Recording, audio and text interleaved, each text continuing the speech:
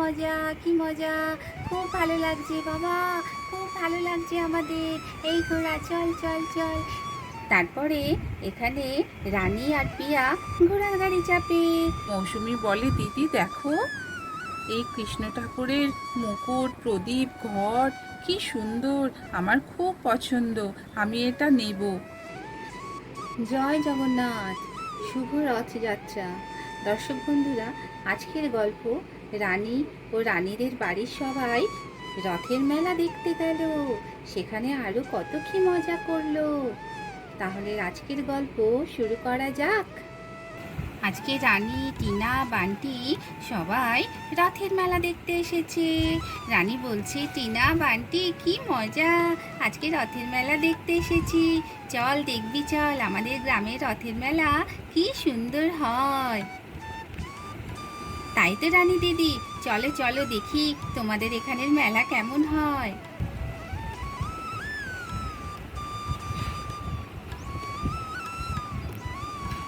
দেখছিস এই টিনা, কেমন লাগছে আমাদের রথের মেলা?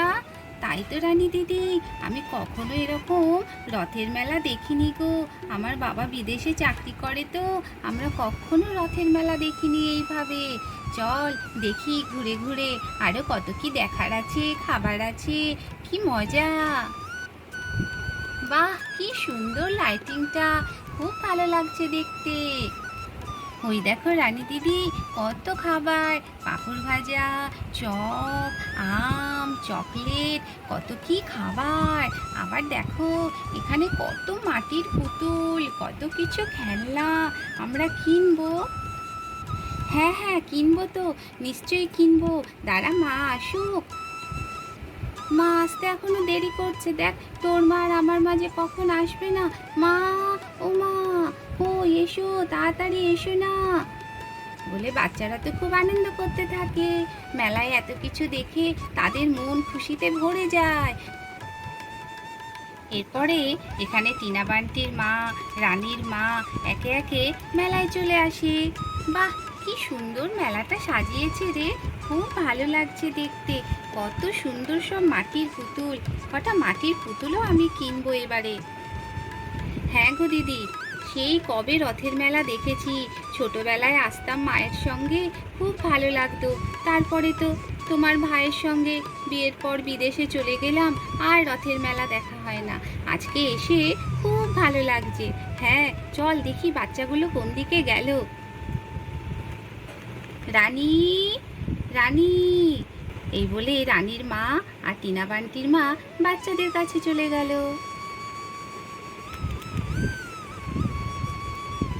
টিনা বান্টি বলছে, মা আমরা পাঁপড় ভাজা খাবো। রানীও বলছে, হ্যাঁ মা, আমিও পাঁপড় ভাজা খাবো, পাঁপড় ভাজা খেতে খুব ভালো লাগে। হ্যাঁ হ্যাঁ, তোমরা তো পাঁপড় ভাজা অবশ্যই খাবে, রথের মেলায় আসলে পাঁপড় ভাজা অবশ্যই খেতে হয়। চলো কোথায়, চলো দেখি, পাঁপড় কিনে দেই তোমাদেরকে। দাদা, এই তো দেখছি পাঁপড়, এটা কি? এটা ভেজিটেবল চপ। আচ্ছা পাঁপড় কত করে? 5 টাকা পিস। আর ভেজিটেবল চপগুলো? এগুলো 10 টাকা পিস দিদি। আচ্ছা ঠিক আছে, আমাদেরকে দিন তো 5 জায়গায় 5টা চপ আর 5টা পাঁপড় ভাজা দিন তো। হ্যাঁ হ্যাঁ দিদি, এক্ষুনি দিচ্ছি। তারপরে রানী তো পাঁপড় ভাজা খেতে শুরু করে। বাহ, কি সুন্দর পাঁপড় ভাজাটা খেতে মা, খুব ভালো লাগছে। এরপরে টিনা খায়। তারপরে এখানে ধীরে ধীরে রিয়া পিয়ার মা তারাও রথের মেলায় আসে। পিয়া বলে, মা দেখো কি সুন্দর সুন্দর মাটির পুতুল, আমি কিনবো মা, আমি কিনবো। হ্যাঁ হ্যাঁ, কিনবি কিনবি। দেখো মা, এই কাঠের পুতুলটা আমার খুব পছন্দ, কত রং আছে, আমি এই পুতুলটা নেব মা। আচ্ছা বেশ, ঠিক আছে নিবি।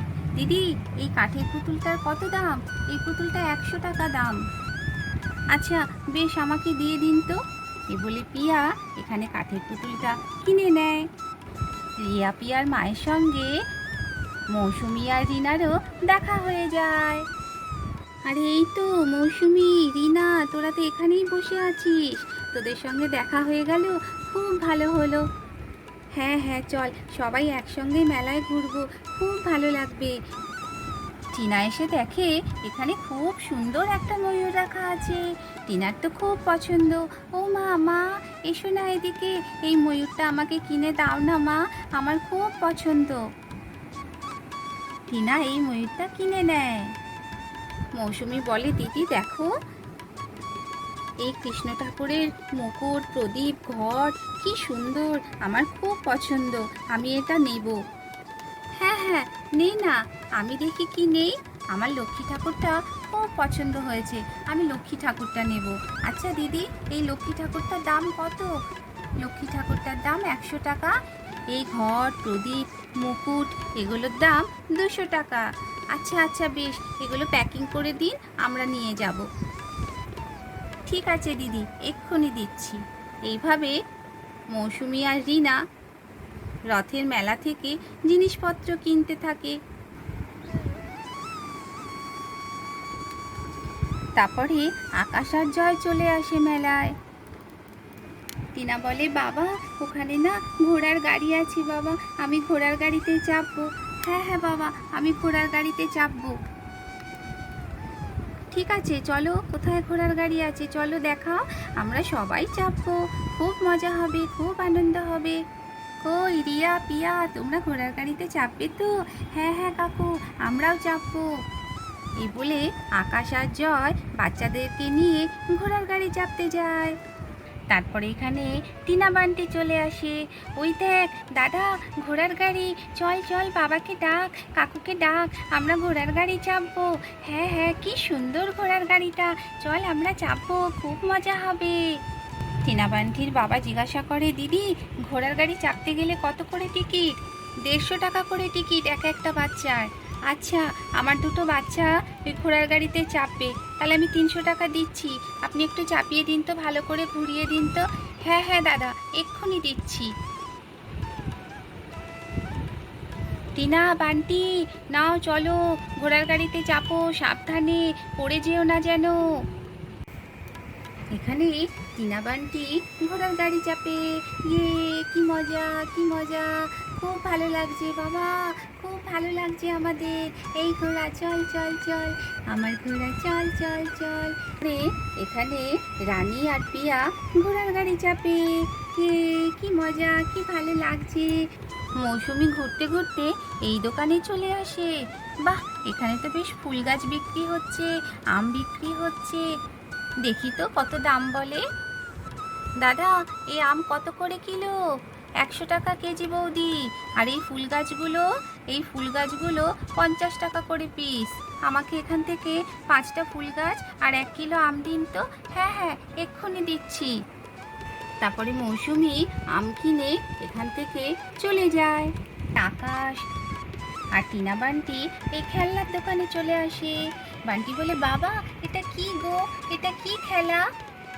আরে বোকা, ওই যে তীরটাকে দেখছিস, ওই তীরটা ছুঁড়ে ওখানে মারতে হয়।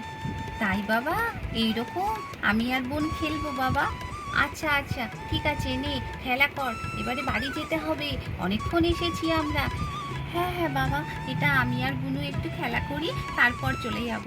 রানী দিদি কই? রানী দিদিও তো খেলবে আমাদের সঙ্গে। ও রানী দিদি, রানী দিদি এসো, আমরা এই নতুন খেলাটা খেলবো।